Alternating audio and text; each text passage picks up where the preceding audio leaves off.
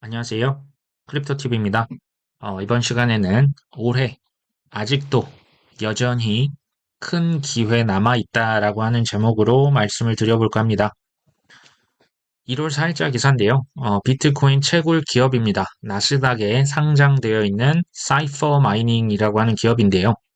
최근에 그 카난이라고 하는 중국계 채굴 회사죠. 여기에서 채굴기를 무려 16,700대를 구매했다고 합니다. 그 이유를 이제 다가오는 비트코인 반감기를 대비하기 위함이라고 했는데요. 사실 반감기는 채굴 업체 입장에서 그렇게 좋은 이벤트는 아닙니다. 특히 단기적으로는 내가 지금 계속 10개를 받아왔는데 반감기 지나면 비트코인 채굴량이 5개로 줄어드는 격이거든요. 수익이 절반으로 사실 줄어드는 이벤트입니다. 근데 이것을 대비하기 위해서 지금 소위 이제 채굴기를 묶고 지금 더블로 가고 있는 거거든요. 수익률이요. 보통은 그렇게 이제 뭐 반감기 이후 전후로 해서 수익률이 줄어들게 되면 감소하면 그 여러 가지 자본 비용이 있잖아요. 뭐 채굴기도 샀고 부동산도 샀고 인건비 내는 것을 비트코인을 팔아서 충당을 합니다.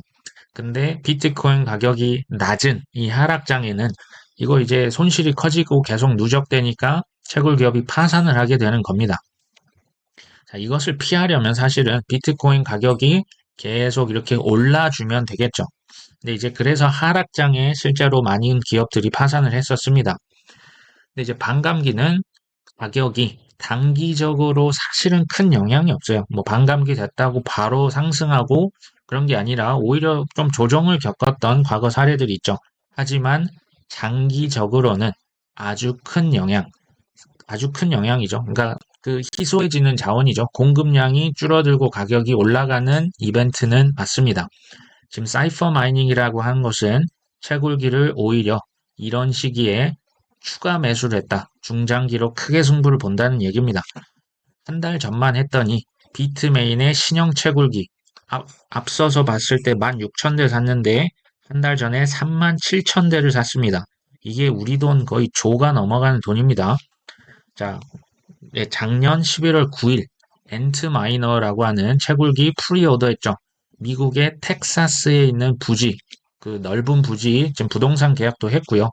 25년부터 가동될 것으로 예상된다. 지금 당장 운영합니까? 무려 지금 2년 후를 내다보고 막대한 투자를 하고 있는 겁니다. 작년 5월 달에도 카난으로부터 지금 채굴기 11,000대를 매입했었죠. 지금 뭐 이제 일반 투자자처럼 뭐 ETF가 되냐 마냐, 뭐 그 금리가 인하되냐 마냐 이런 것에 지금 일희일비합니까? 그냥 큰 믿음을 행동으로 취하고 있을 뿐입니다. 우리가 좀 이런 것들을 보고 우리도 좀 크게 좀 중장기적으로 볼 필요가 있다. 작년 10월 기사입니다. JP모건이 이런 비트코인 채굴업체의 투자 등급을 무더기로 조정했습니다. 사실상 그 투자 등급을 강등시킨 거거든요. 자, 뭐라고 했나 봤더니 비트코인 현물 ETF가 승인이 되면 해시레이트가 상승을 하죠. 그러면 경쟁이 치열해진다는 얘기죠. 수익성은 좀 안 좋아질 수 있다는 얘기입니다. 그게 이제 반감기를 단기적으로죠. 자, 채굴 산업이 그래서 지금 위기다. 은행들은 초우량 기업들, 채굴 기업을 선호한다. 뭐 이런 얘기를 했습니다. 근데 여기서 지금 언급된 마라톤 디지털, 라이엇, 뭐 클린스파크, 사이퍼 이런 곳들은요. 나스닥에 상장된 우량 채굴 기업입니다. 자, 왜 이들 기업의 투자 등급을 강등시켰을까요? 뭐, 이제 비트코인 채굴 주식을요, 아무도 모르게 뭐 자회사 통해서 펀드의 펀드로 살려고 했을 수도 있을 겁니다. 근데 저는 그것보다는 첫 번째 이유, 사실 JP모건은요, 비트코인보다는 이더리움을 사실 더 좋아합니다. 그 이유가 있어요. JP모건은 그 미국 정부 관계자들의 눈 밖에 나는 것을 극도로 싫어합니다. 역사가 있죠. JP모건은 사실 지난 20여 년간 은 가격을 조작했고 최대한 조작된 낮은 가격으로 은을 대량 매집했습니다. 어, 이제 정부에서 예전에 그 금을 굉장히 싫어했거든요. 개인들의 금 보유를 미국에서 실제 몇십 년간 금지시키기도 했습니다. JP모건은요, 정부 관계자가 이제 달러에 대항할 수 있는 비트코인 싫어한다는 걸 예전부터 알고 있었습니다. 자, 그래서 JP모건의 선택은 사실상 이더리움이었습니다. 이더리움의 그 핵심 인프라, 메타마스크, 인프라라고 하는 그 핵심 그 기업들의 대주주, 그러니까 컨센시스의 그 주식을 10% 매입을 해서 이더리움의 핵심 인프라를 지금 보유했다고 말씀을 드렸죠. 뭐 참고차 말씀을 드렸고요.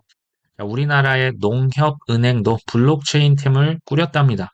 정확히는 CBDC와 토큰 증권, 그러니까 증권을 토큰화하는 거죠. 자, 이런 어떤 팀이 되는 것 같아요. 이제 막 시작을 했는데요. 저는 이 지금 그 움직임이 농협만 이렇게 할까요? 나머지 은행들 결국 다 따라옵니다. 코인과 결국에 스테이블 코인의 굉장히 큰 호재가 될 수 있다고 하는데요. 그 이유에 대해서는 제가 뒤쪽에서 말씀을 드릴게요. 미국의 ETF 전문가가 있습니다. 여기 이제 대표인데요. 스테이트 스트리트라고 하는 미국의 굉장히 큰 은행입니다. 미국에서 두 번째로 오래된 은행이기도 하고요. 스테이트 스트리트가 운용하는 자금이 무려 4조 달러입니다. 4조 원이 아닙니다. 4조 달러입니다. 자, 여기에서 그리고 뱅가드는 이제 블랙락만 우리가 이제 아는데 그 뱅가드는 그 자산 운용사 세계 서열 2위입니다. 블랙락 다음입니다. 자, 여기에서 왜 ETF 비트코인 이거 신청 안 했지? 좀 이해가 안 되네라고 하는 식의 이제 트윗인데요. 사실 이들 기업이 비트코인 현물 ETF 신청하지 않은 것은 팩트가 맞습니다. 자, 근데 이들은 이제 코인이 사기니까, 실체가 없으니까, 사업성이 없으니까, 그럼 코인 사업 지금 안 하고 있을까요? 천만의 말씀이죠. 자, 미국의 대형 은행, 올해는 코인 보관 사업, 내년엔 토큰화 사업 추진하겠다. 이게 22년도 기사인데요. 누굴까요? 바로 스테이트 스트리트입니다. 코인을 수탁하고 토큰화하는 사업을 준비 중인데 디지털 부문에 대한 은행 집중을 2배, 3배 강화해서 지금 준비하고 있답니다. 18년에는 뭐 실험적이었는데 이제는 은행의 미래 사업이라고 얘기합니다. 스테이트 스트리트의 그 디지털 자산 부문이 이게 작년 9월 기사네요. 코인 수탁 서비스 출시 예고. 그러니까 이게 생각보다 시간은 좀 오래 걸릴 수가 있어요. 특히 이제 미국 정부에서 SEC가 뭐 아직도 뭐 이거 증권이냐 아니냐 이러고 있잖아요. 시간은 오래 걸리지만 계속 뒷단에서 이제 눈에 보이지 않는 곳에서 준비하고 있습니다. 자, 비트코인, 이더리움, ERC20 기반 토큰 대상 수탁 서비스를 제공할 거다. 이더리움 계열 코인들은 사실 굉장히 많죠. 이거 내가 다 보관해 줄게. 나한테 맡겨. 대신 수수료 내라 이거죠. 자, 스트레이트 스트리트 디지털의 주요 고객은 누굽니까?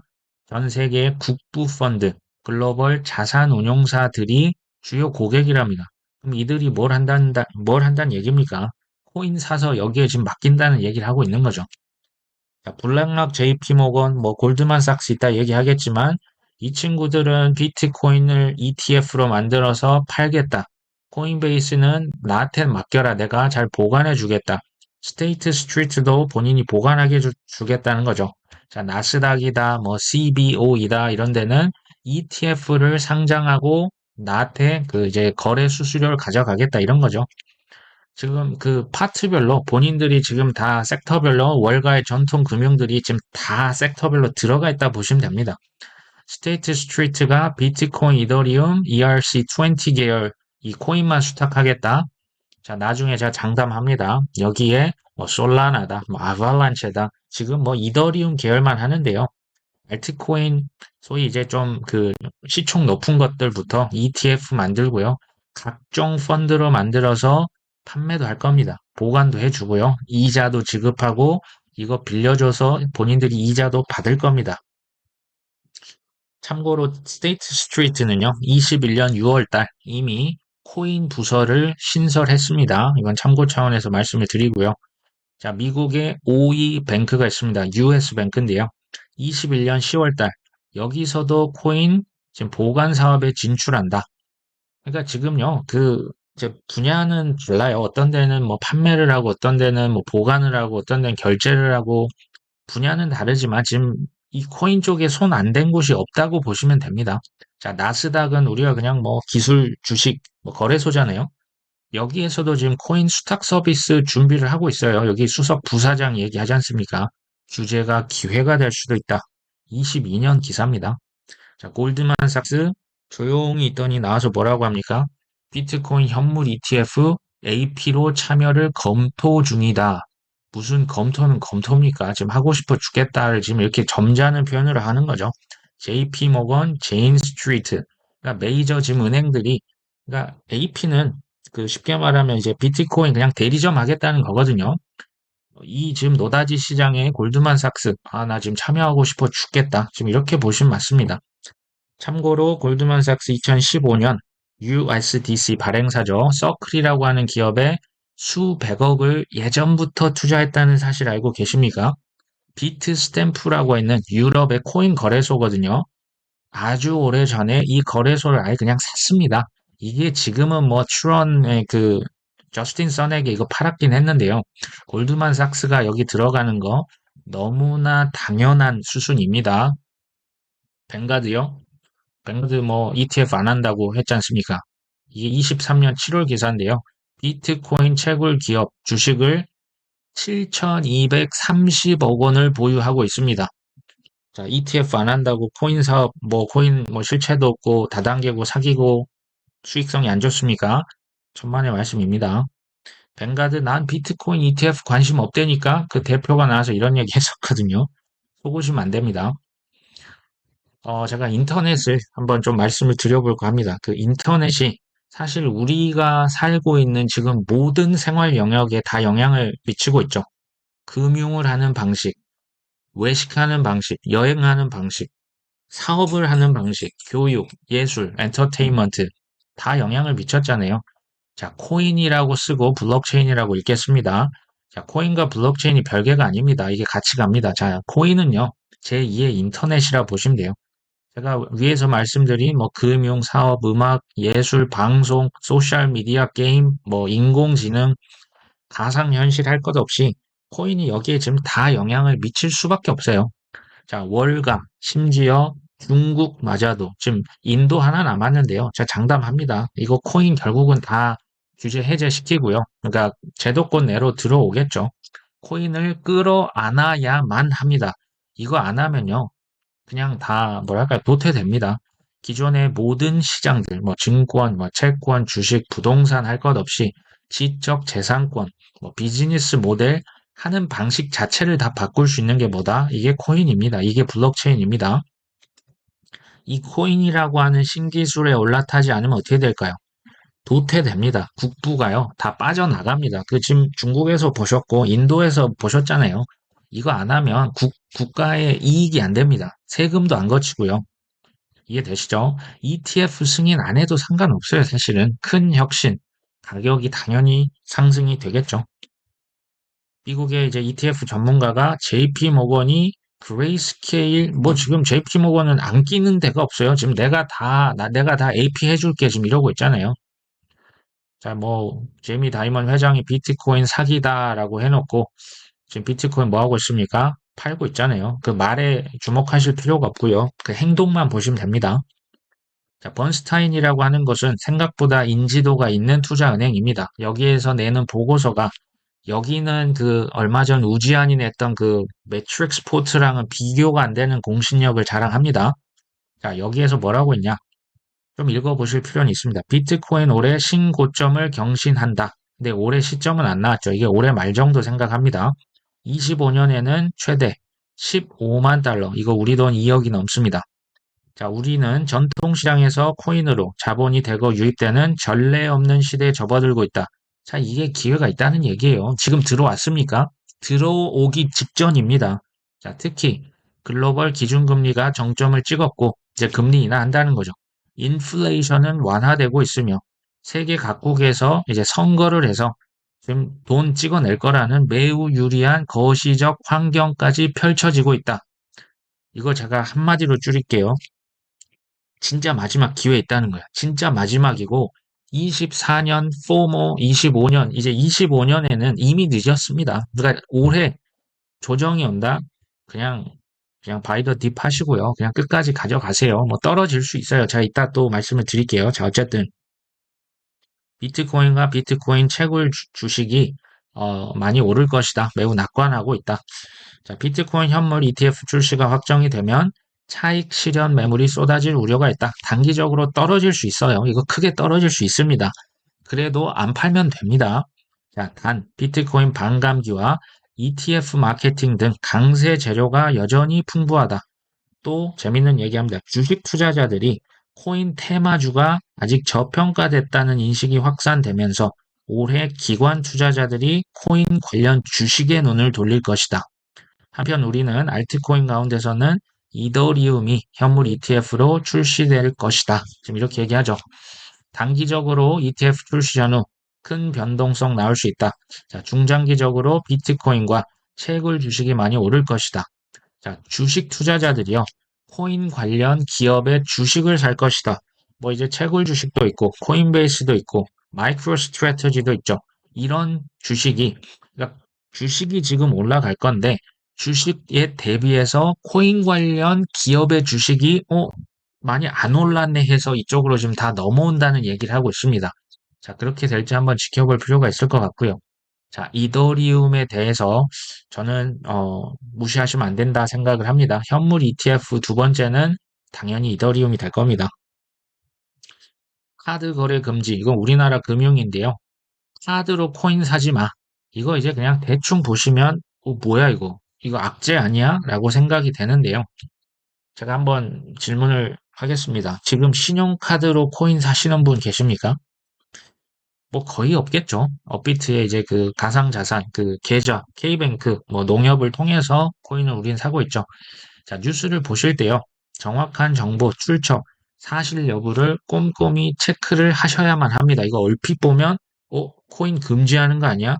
아닙니다. 이거 이제 해외 가상자산 거래소가 이제 파악이 안 되기 때문에 카드로 웬만하면 안 샀으면 좋겠다. 지금 이런 얘기입니다.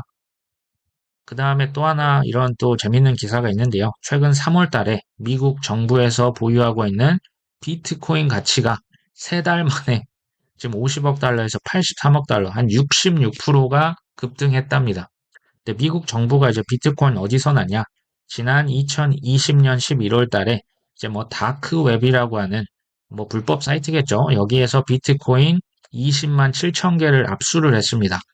근데 지난 2월 달 사실 이때 가격 낮았잖아요. 작년 2월입니다. 코인베이스에서 평균 매도가 21,800달러에 거의 비트코인 뭐 9,800개를 팔았죠. 뭐 수익을 냈다고는 합니다. 뭐 이제 그 압수한 걸 팔았으니까요. 당시 매도가는 지금 21,800달러, 지금 가격의 한 절반 수준에 불과하죠. 자, 아울러서 미국 정부가 압수한 비트코인을 단 한 개도 팔지 않았다면 현재 가치로 174억 달러, 뭐 우리 돈 20조 원이 훌쩍 넘어갑니다. 제가 여기서 질문을 던져 보겠습니다. 자, 2년간 미국 정부가 압수한 것까진 좋았습니다. 근데 아무것도 하지 않았다면, 지금 팔았잖아요. 절반을 팔아버린 겁니다. 최소 지금 4배 이상의 수익률을 자랑할 겁니다. 2년 동안 아무것도 안 했으면, 제발 안 팔았으면. 근데요, 지금부터가 중요하겠죠. 이건 저희한테 한번 적용해 보시죠. 지금부터 우리가 2년간, 지금 코인 좀 어느 정도 사 놓으셨잖아요. 아무것도 안 한다면 비트코인 얼마나 오를까요? 저는 4배 이상 올라갈 수 있다고 봅니다. 현재에서 3배, 4배 올라갈 수 있다고 봐요. 근데 2년 동안 아무것도 안 한다면 우리가 지금 들고 있는 알트코인은 얼마까지 올라갈까요? 생각만 해도 지금 행복해지는 거죠.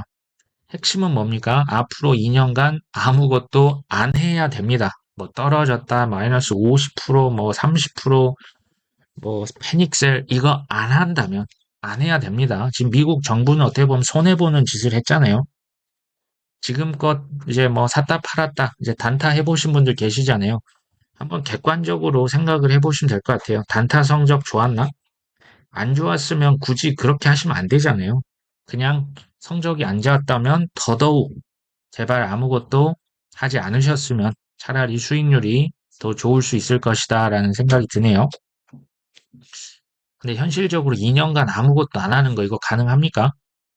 아무것도 안 하셨으면 좋겠어요. 저를 포함해서요. 지금 뭐 최근에 고작 마이너스 한 10% 정도 비트코인이 떨어지니까 전 세계에 공포가 엄습했습니다. 자, 비트코인이 뭐 20%, 30%안 떨어질 것 같지만 장담합니다. 이거 떨어집니다. 24년 어느 시점이 되면 이것보다 더 떨어질 수도 있어요. 저도 미래는 모릅니다. 근데 비트코인이 20% 떨어지면 알트는 얼마나 떨어질까요? 곱하기 2를 하셔야겠죠. 자, 그런 일이 발생해도 아무것도 안 하시는 게 핵심입니다. 사실 뭐 그때 좀 여유가 되면 더 사시는 게 사실 좋겠죠. 자, 중장기적으로 상승한다. 근데 단기적으로 ETF가 혹시 연기되거나 거절될 가능성도 있죠. 그러면 제가 말한 쓰나미가 한번 나올 수가 있고요. 자, 어찌됐건 이 성공 투자라고 하는 게요. 그냥 떨어질 때마다 그냥 조금씩이라도 사서 존버라고 하는데, 크립토에서 2년은 사실 긴 기간이긴 하죠. 하지만 뭐 주식은 한 20년 기다려야 됩니다. 그거에 비하면 뭐 존버도 아니죠. 자, 이렇게 하시면 사실 누구나 성공하실 수 있는 게 코인입니다. 근데 왜 이걸 못할까요? 누구나 성공할 수 있지만 절대 아무나 성공할 수는 없습니다. 매트릭 스포트 창업자 우지한이 뭐라고 한마디 했습니다. 이거 애널리스트들 다 독립적으로 활동해. 내가 뭐 경영진 뭐라 뭐라 한 거 아니야. 그러니까 내 책임 아니다라는 거죠. 이거 지금 최신 보고서 매트릭스 포트 고객을 위한 것이지 이거 뭐 언론에서 자기들이 마음껏 퍼다 나른 것 이거는 뭐 내 책임이 아니다. 비트코인은 하지만 뭐 우상향할 거고 ETF 당연히 승인될 거다. 시장 폭락 시장을 이렇게 지금 폭락이 본인들 그 리포트에서 나왔거든요. 이게 내 책임 아니다. 글쎄요. 이제 애널리스트 자기 맘대로 쓴 거고 언론사들은 우리 뭐 허락 없이 그냥 갖다가 유포를 시킨 거다. 제가 보면요, 글로벌 엘리트라고 하는 친구들은 대부분 교묘하게 법망을 이렇게 피해갑니다. 이게 불법이야? 아니야의 그 애매한 영역에서 시장을 항상 흔들고 숏을 쳐서 큰 돈을 가져가는 거죠. 하지만 그 시타델이라고 하는 기업, JP모건은 뭐 이제 사기도 한두 번 쳐야죠. 시장 조작을 거의 범법자 수준으로 해서 이거 위키피디아 같은 데 쳐보시면 그 무슨 뭐 백과사전에 수두룩하게 나옵니다. 엄청난 벌금형. 실제로 뭐 트레이더들 감옥도 많이 갔거든요. 순진하게 생각하시면 안 되겠다. 자, 인도에서 그 CBDC 그 일일 거래 건수가 100만 건을 돌파했다더라. 뭐 이런 기사가 떴습니다. 근데 왜 CBDC 거래량이 증가하면 코인에 긍정적일까요? 이거 서로 반대되는 거 아닙니까? 국가에서 발행하는 거 쓰면은 뭐 비트코인, 이더리움 안 쓸 것이다. 이렇게 생각을 1차원적으로 하실 수 있겠죠. 답을 말씀을 드리면요. 이제 디지털 화폐라고 하는 게 CBDC, 우리가 투자하고 있는 코인, 스테이블 코인, 뭐 이거 말고도 사실 더 있습니다. 뭐 스타벅스 포인트도 그 넓은 면에서는 사실 디지털 화폐에 들어갈 수도 있잖아요. 자, CBDC만 허용하고 코인과 스테이블 코인은 금지한다는 건 제가 비유를 해보겠습니다. 서울에서 부산 가는데 국가에서 운영하는 철도 KTX만 허용을 한다. 그리고 민간에서 운영하는 아시아나 대한항공 항공기 금지, 시리버스 터미널, 뭐 땡땡 고속터미널, 그 민간 회사 버스 금지, 뭐 이런 격이에요. 사실 말이 안 되죠. 글로벌 엘리트는요, 전 세계를 마음대로 통제하길 원합니다. 뭐 이게 돈을 통해서도 하고 여러 가지 통해 통제를 언론을 통해서도 하죠.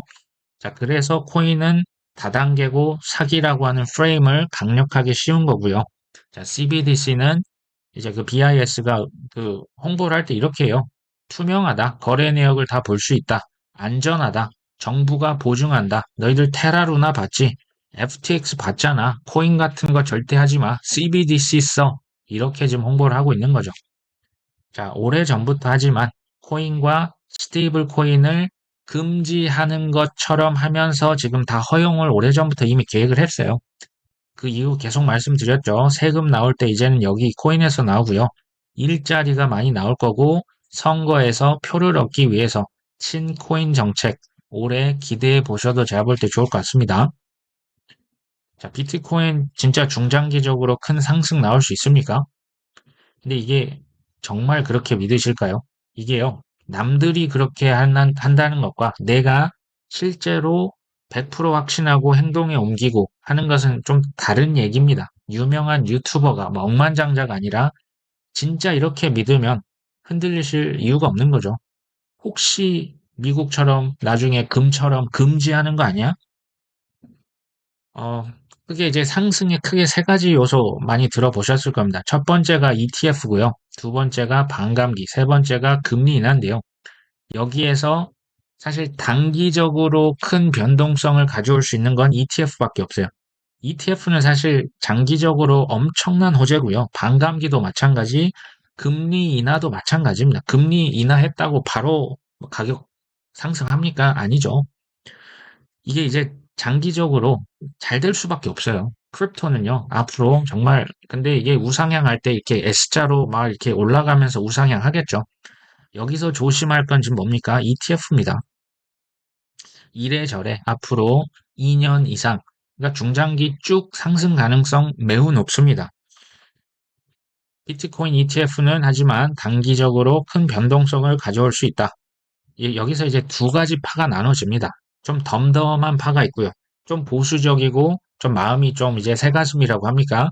자, 덤덤하신 파는요. 그냥 가만히 있으시면 돼요. 떨어지면 조금 주워 담고 앞으로 한 2년간 그냥 가시면 됩니다. 근데 이제 좀 보수적이다. 이런 분들은 조금 익절을 하실 필요도 있을 것 같아요. 특히 ETF 전후로 해서 특히 전이 되겠죠. 뭐 다음 주 뭐 8일에서 10일 뭐 어느 시점에 저는 승인이 현재는 좀 더 가능성이 높다고 봅니다. 하지만 만에 하나 이제 거절할 가능성이 있잖아요. 그러면 일부 익절을 하셨다가 이제 승인이 되면 그 판돈으로 그 승인 ETF 승인 그 이후에 사셔도요. 앞으로 쭉쭉 이제 날아갈 겁니다. 그러니까 이런 식의 두 가지 방법이 있고요. 이것은 뭐 본인께서 판단을 하셔야 되는 부분 같습니다. 과거 이제 금 사례를 보면요. 이거 현물 ETF 2004년에 승인이 됐는데 승인이 딱 되고 난 다음 조금 조정을 겪었어요. 하지만 그 이후 무려 7, 8년간 계속해서 오르죠. 무려 한 4배, 5배 이상 금 가격이 올라갔었습니다. 자, 코인은 사실 극강의 변동성 자랑하죠. 사실 선물 옵션이 필요가 없습니다. 큰 돈을 벌려면요. 우리가 싫어도 감내해야만 하는 것은 이 코인의 극강의 변동성입니다. 이거 이제 반대로 얘기하면 큰 하락, 마이너스 98%, 9%가 있기 때문에 코인만 있잖아요. 이게 뭐 주식이 98% 떨어지는 거, 그렇게 되면 사실은 상패가 되죠. 코인은 상패도 잘 안 됩니다. 그러니까 큰 문제가 있기 전까지는요. 큰 하락이 있기 때문에 큰 상승을 우리가 지금 기대하고 있는 거죠. 자, 큰 가격 변동성에 뭐 말은 그렇지만 여기에 좀 덤덤하신 분들은요, 사실 매우 드물어요. 이게 뭐 우리가 사실 쉽게 감당할 수 있는 변동성이 아닙니다. 아시죠? 자, 확신이 있어도 힘든 시장이 바로 코인 시장입니다. 조금은 다소 우리가 좀 덤덤한 마음으로 뭐 이것 또한 지나가겠지. 뭐 그냥 언론에서 띄우네. 뭐 JP모건 나와서 또 뭐라고 하네. 그냥 그렇게 그냥 덤덤하게 투자를 하시는 게 오히려 성공하실 수 있는 확률을 높여주시지 않을까라는 생각을 해봤습니다. 자, 오늘 방송 여기까지 합니다. 여기까지 시청해 주셔서 감사합니다.